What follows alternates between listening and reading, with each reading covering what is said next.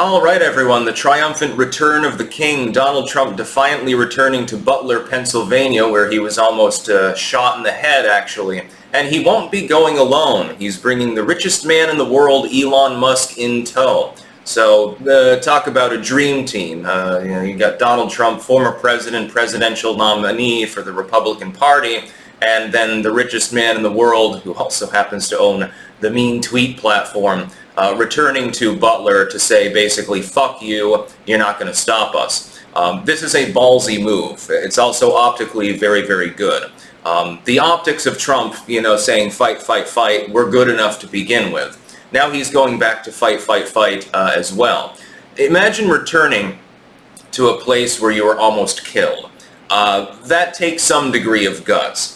Like, I know if I was in like some back alley and somebody almost stabbed me to death, I probably wouldn't go through that alley again.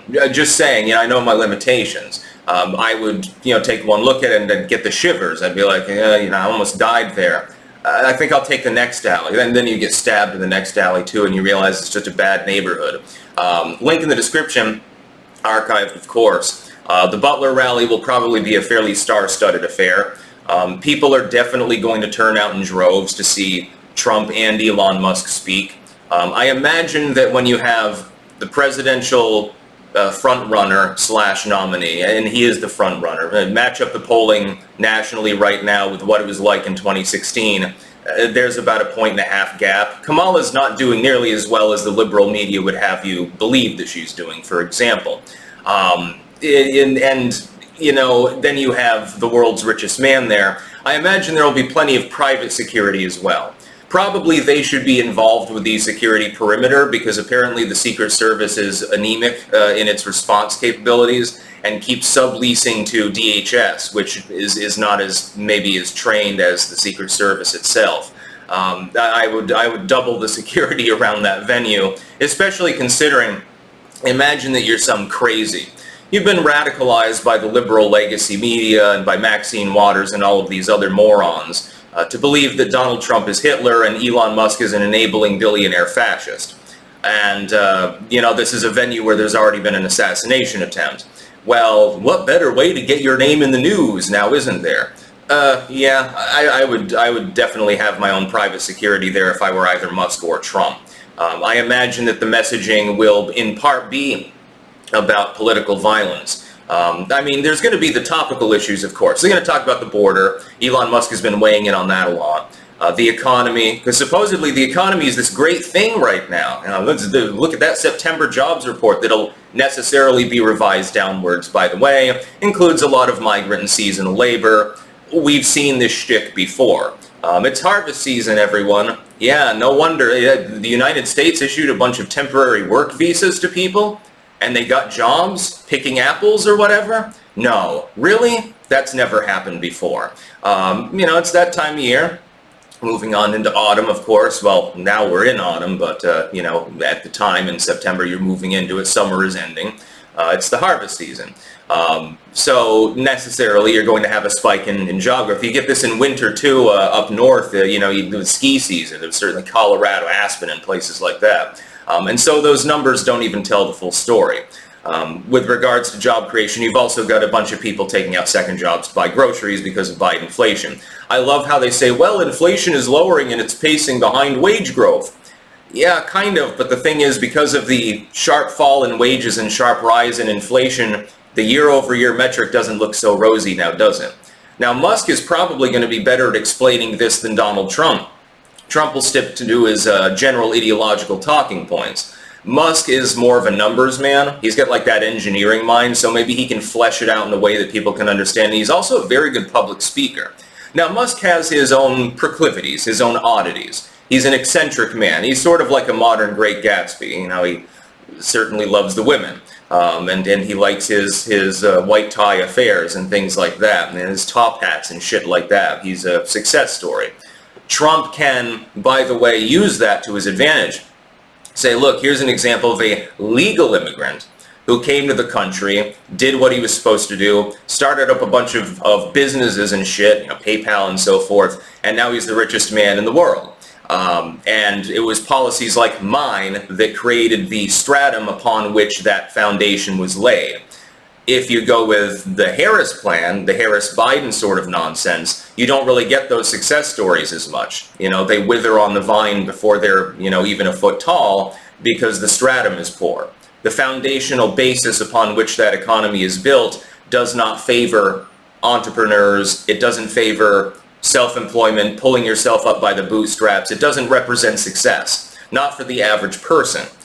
But under different economic circumstances, ta-da, you get people like Elon Musk. Now we're, re-entering rockets successfully and reusing them. We've got Starlink. We've got all these wonderful things. Trump can also draw a comparison between Musk and himself as far as being success stories in general. Now, Trump, obviously, he started off with more than Elon Musk did. When Musk came to the United States, he had a backpack and a couple $1,000s. Not that a couple thousand wasn't, a decent amount of money back in the day, but it's not exactly the Ritz. Trump started out with a small loan of $1 million and became a real estate investor, and then invested his brand in literally everything else, mostly to success, although Atlantic City does exist, unfortunately for Donald Trump, and I don't know if the steaks are still available. I'm not 100% sure about that. Imagine you have a frozen Trump steak from 1989 sitting in your freezer. That's probably worth a pretty penny to some obsessed collector, by the way.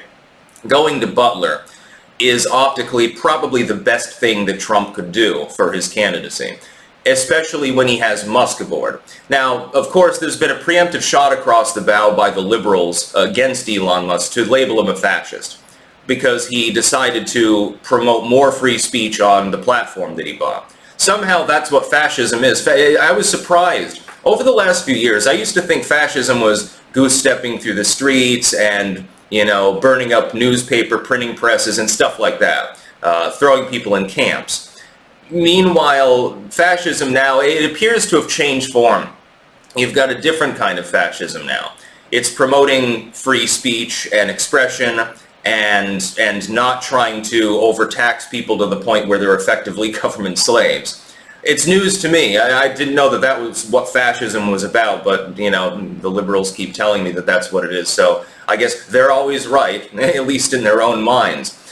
This is ballsy. Butler's the perfect venue. I don't know how many people are expected to be in attendance, but I would assume Trump alone can draw many thousands, sometimes over 10,000 people to a rally.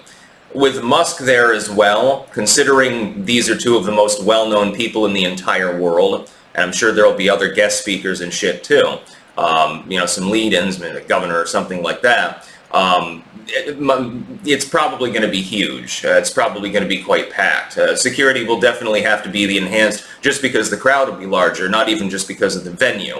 Again, though, I have a feeling that you'll have several major issues here. Immigration will be a big one, because that's a winning issue for the Republicans. Economics will be another one, / taxation, because it's an issue on which they can win. Trump appears to have the upper hand over Kamala Harris on this issue, mainly because the Biden economy is perceived of as weak by the average American. We're told that it's because of propaganda that people perceive that, but people generally, they buy their own groceries. So there's that. And then also, I think political violence should definitely be inserted as an issue, because we've been told for years that it's the right wing that spawns political violence, political terrorism, things like that, nasty things like that, which is not generally the case.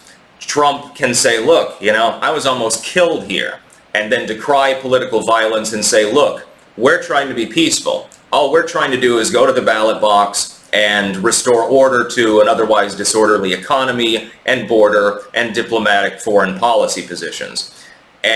But our opponents, they keep trying to shoot me and stuff like that. There's a reason for that, and he can beg the question. And people put two and two together, I think, generally speaking.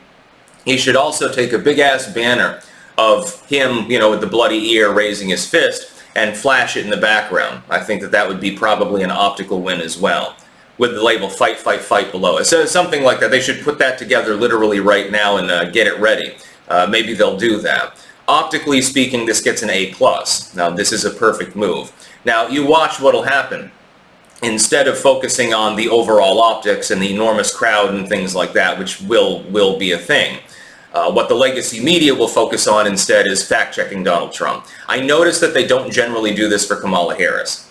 It's like when Trump was in office, you had like a nonstop 24/7 ticker on CNN showing like, you know, the death toll from the Voldemort disease, or, you know, Trump's latest gaffe or his latest lie or something like that. Those mysteriously went away on January 20th, actually, on some of these networks. It was very, very cut and dry, very, very quick. It was amazing how quickly they changed their format.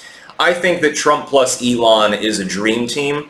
I'm assuming Vance might be there. He might have, you know, other things scheduled. He might be doing a gala or something like that.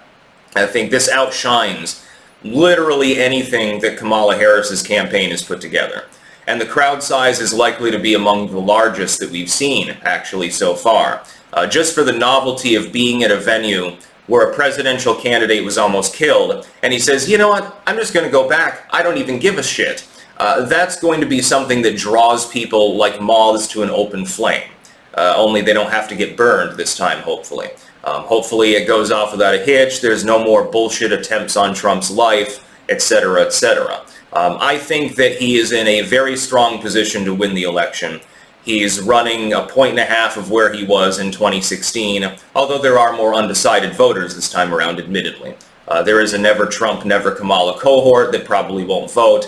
He's doing better than he was. He's also doing better in a number of the swing states. If the election were held today, I would favor him to win with over 300. I would expect him to take Pennsylvania. There's a reason he's fixated here, too, because Pennsylvania is one of the most crucial states. If Trump takes Pennsylvania, there's not a whole lot of wiggle room for Kamala to even stand a chance. Even if she gets Wisconsin and Michigan, Arizona, Georgia, North Carolina look to be solidly in the Trump camp as well. That gets you over 270 right there. You've already clinched the election at that point. You don't even need the other states. And I favor Trump in Nevada, too. So, you know, that puts him even further over the line. I think that put him at, what, 290 or something? Then he simply needs to pick off any of the other blue wall states or Wisconsin or Michigan, any of those, and he gets to 300.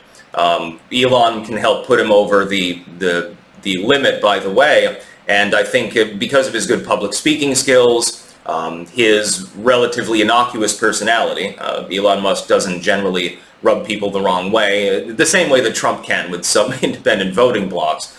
I think that, I think that Trump is going to benefit massively from the upcoming Butler rally. That's today, actually. That's later today that they'll be holding that. I think it's, 8 p.m. or something like that? I can't remember the exact time they're holding the rally at, but it's later this afternoon. And so I'll definitely be watching that. That'll be fairly important. And of course, there's always the chance that some other left-wing crazy shows up. So, you know, you could see some fireworks. That's about all. Peace out.